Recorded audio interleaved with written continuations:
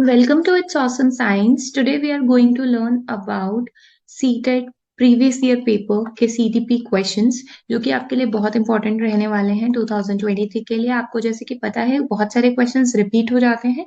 तो जो आज का फर्स्ट क्वेश्चन है CTP का कि चाइल्डहुड के टाइम पे डेवलपमेंट जो रहती है वो किस तरीके से रहती है। याद रखिएगा चाइल्डहुड के टाइम पे डेवलपमेंट हमेशा मल्टी लेयर्ड रहेगी। So the correct option will be multi layered and complex. क्यों?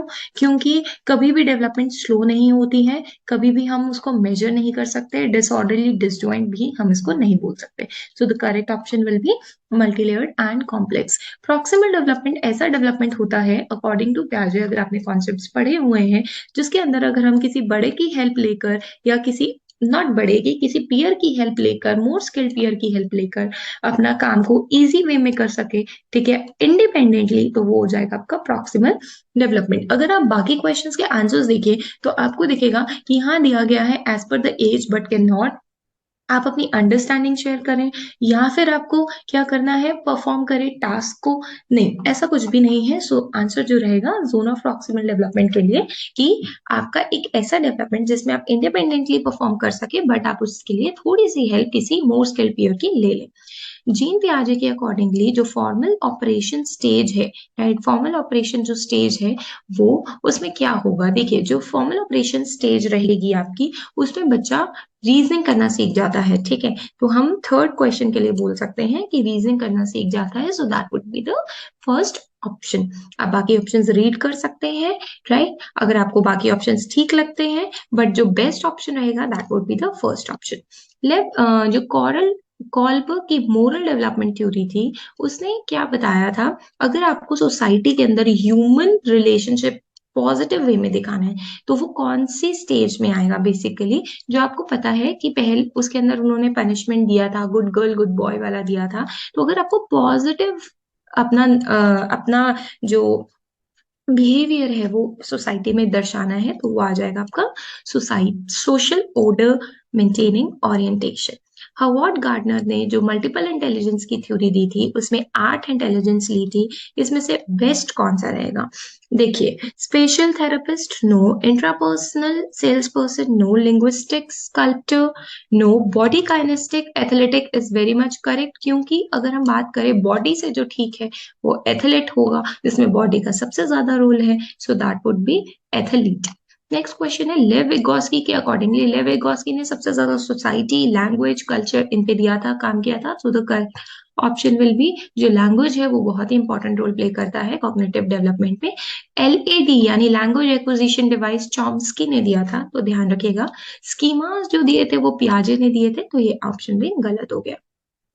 नेक्स्ट क्वेश्चन जो है, प्रोग्रेसिव क्लासरूम में आप assessment of learner during the process, किस तरीके से असेसमेंट हेल्पफुल है, इसमें कहा बिल्कुल ही हेल्पफुल नहीं है तो ये रॉन्ग हो गया, राइट। हिंड्रेंस, हिंड्रेंस वर्ड कभी भी आए so that is wrong, right. High and low हम कभी भी असेसमेंट नहीं दिखाते, हम कभी भी किसी बच्चे को लेबल नहीं करेंगे, राइट। आपको हमेशा क्या कर रहा है, कोई भी असेसमेंट है इसलिए इंपॉर्टेंट है कि वो आपको इंसाइट्स दे देता है, वो आपको ये बता देता है कि चिल्ड्रन ने कितना अंडरस्टैंड किया, कितना उसके पेडागोजी में रिफ्लेक्ट हुआ। एन इफेक्टिव क्लासरूम के अंदर अगर आपको जेंडर स्टीरियोटाइपिंग कम करनी है कि कुकिंग सिर्फ फीमेल ही कर सकती है या गार्डनिंग सिर्फ फीमेल ही कर सकती है या ये काम मेल्स नहीं कर सकते हैं, तो किस तरीके से आप करेंगे। बाकी अगर ऑप्शंस को देखें, इसमें बोला है इग्नोर कर दीजिए, इसमें बोला है सेम सेक्स को बिठाइए, गर्ल्स को गर्ल्स के साथ, राइट। तो जो बेस्ट ऑप्शन है वो है जेंडर रोल्स को पोर्ट्रे करिए, एक री करिए कि नहीं, कुकिंग क्लब के अंदर बॉयज भी पार्ट ले सकते हैं, राइट। मल्टीलैंग्वेजिज्म जो रहेगा वो क्या हिंड्रेंस होता है, बिल्कुल भी नहीं। प्रॉब्लम है, बिल्कुल भी नहीं, राइट। एसेट है और हम इसको रिसोर्स की तरह यूज कर सकते हैं अपनी क्लास के अंदर, राइट। अगर हम बात करें क्लास 5 तक, तो क्लास 5 तक की मदर टंग हमें यूज करनी ही रहती है अकॉर्डिंग टू NEP। नेक्स्ट जो है that is a child classroom is one which, child classroom ऐसा होगा जिसमें आप सिर्फ टेक्स्ट बुक से पढ़ाएंगे, टीचर बच्चे को सेग्रीगेट कर देगा। हमें कभी भी बच्चे को सेग्रीगेट नहीं करना है, हमें कभी अलग नहीं करना है। टीचर रिवॉर्ड और पनिशमेंट देगा, बिल्कुल भी नहीं, नहीं तो वो एक्सट्रिंसिक मोटिवेशन रहेगा और हमें रिवॉर्ड और पनिशमेंट देके बच्चे को लेबल नहीं करना है कि आपको अच्छा पनिशमेंट मिलेगी इसलिए वो काम करके आया। तो टीचर को फ्लेक्सिबल होना चाहिए। नेक्स्ट जो क्वेश्चन रहेगा, according to the theorist cultural tool play an important role. तो कल्चर की जब भी बात होती है तो कल्चर कभी भी वर्ड आ जाए तो वो हमें लेव विगोस्की जी ने दिया था। Which of the following is not suitable. अगर किसी बच्चे की आईसाइट वीक है तो आप क्या नहीं देंगे उसे? लार्ज प्रिंट वाली books, talking books, 3D books, small print books हम उसको कभी भी नहीं देंगे, वर्कशीट्स कभी नहीं देंगे। इंक्लूसिव एजुकेशन ऐसी एजुकेशन होती है जहाँ पे सारे बच्चे इकट्ठे पढ़ते हो, कोई भी स्पेशल चाइल्ड अलग ना हो, हम सबको इक्वल रखें। तो ऑप्शन में देखिए कि किसके अंदर सबसे ज्यादा करेक्ट ऑप्शन दिया गया है। यहाँ फोर्थ ऑप्शन बिल्कुल करेक्ट दिख रहा है जिसमें इक्वल एजुकेशन दी गई है। अदरवाइज सब में सेग्रीगेट कहा है, लेबल कहा है, स्पेशल एजुकेशन के लिए कहा है, सो जो कि आंसर की तरह से रॉन्ग कंसिडर होंगे। 14 क्वेश्चन है, needs of gifted and creative children can be addressed by. जो गिफ्टेड चिल्ड्रन है, क्रिएटिव चिल्ड्रन है, जो बहुत ही इंटेलिजेंट है, जिनका आईक्यू बहुत अच्छा है, कैसे आप करेंगे? आप हमेशा उसको चैलेंजिंग टास्क देंगे ताकि वो उसको करने में टाइम ले और उसको उससे और भी ज्यादा नॉलेज मिले और वो बोर ना हो उसको करते हुए। तो ये ऑप्शन का आंसर रहेगा ऑप्शन नंबर 1। डिसलेक्सिया, आपको पता है कि डिसलेक्सिया ऐसी एबिलिटी होती है जिसमें बच्चे को डिसेबिलिटी होती है, जिसके अंदर बच्चे को रीडिंग और राइटिंग में प्रॉब्लम आती है। So the answer would be 3। बाकी जो ऑप्शंस रहेंगे वो बिल्कुल गलत कंसिडर होंगे, आप इनको रीड करके दे सकते हैं। नेक्स्ट क्वेश्चन है, अगर कोई भी बच्चा आपका जो है वो डिप्राइव बैकग्राउंड से है तो आप ऐसा क्या है जो नहीं करेंगे? देखिए, हमें हमेशा क्या करना है, एक दूसरे को सपोर्ट करना है, बट हम हमेशा कभी भी ये नहीं कह सकते कि बेटा बाहर जाके ट्यूशन ले लो। ठीक है, कि बाहर जाके ट्यूशन ले लो, ये बिल्कुल ही गलत हो जाएगा। ये एक स्ट्रैटेजी जो रहेगी बिल्कुल गलत रहेगी। आई होप आपको क्वेश्चन समझ में आ रहे हैं। प्लीज वीडियो को लाइक और चैनल को सब्सक्राइब जरूर करिएगा। नेक्स्ट क्वेश्चन जो है, physical and emotional health important है? बिल्कुल इंपॉर्टेंट है। अगर फिजिकल हेल्थ ही नहीं अच्छी होगी तो बच्चा नहीं पढ़ पाएगा, और मेंटली भी वो हेल्थ ही होना चाहिए, मेंटल वेलबींग भी उसका अच्छा होना चाहिए। बच्चे को मीनिंगफुल लर्निंग करानी है क्लासरूम को तो टीचर को क्या करना चाहिए? हेल्प करनी चाहिए। यस, लेबल तो बिल्कुल भी नहीं करना है, तो ये तो बिल्कुल ही गलत हो गया। डायलॉग और डिस्कशन करनी चाहिए, जी हाँ। डाइवर्सिटी को इग्नोर कर दे, इग्नोर वर्ड है तो ये तो हमें कभी नहीं करना है, तो ऑप्शन नंबर हो जाएगा 1 एंड 3। राइट। लर्निंग लर्निंग हमेशा एक कॉम्प्लेक्स प्रोसेस होती है और आपको उसके लिए एक्टिव रहना चाहिए। अगर आप लर्न करते हुए एक्टिव ही नहीं है तो कुछ समझ में नहीं आएगा, और सिंपल से कॉम्प्लेक्स की तरफ लर्निंग जाती है। धीरे धीरे धीरे हम कॉम्प्लेक्स चीजें सीखते हैं। सिर्फ 10 क्वेश्चंस रह गए हैं। आप, आई होप आपको वीडियो समझ में आ रही होगी। A teacher should dash the social, cultural, religious and linguistic। Linguistic होता है भाषाओं की डाइवर्सिटी, अलग अलग भाषाओं को फैसिलिटेट करना चाहिए, इग्नोर करना चाहिए, अंडरस्टैंड करना चाहिए। ठीक है जी। It is important to create dash learning environment. देखिए, रादर देन डैश वन, कभी भी हमें बच्चे में ना कॉम्पिटिटिव भाव नहीं लाना है, अदरवाइज वो अनहेल्दी कंपटीशन हो जाएगा। तो हमेशा हमारी क्लास कोलैबोरेट, मिलजुल के काम करे। ठीक है, आप अब ये बोलेंगे व्हाई नॉट मैम फैसिलिटेटिव, क्योंकि डराना नहीं है, ठीक है, और कॉम्पिटिटिव नहीं होना है। तो correct option will be 21। Which of the following is an example of motivation strategy?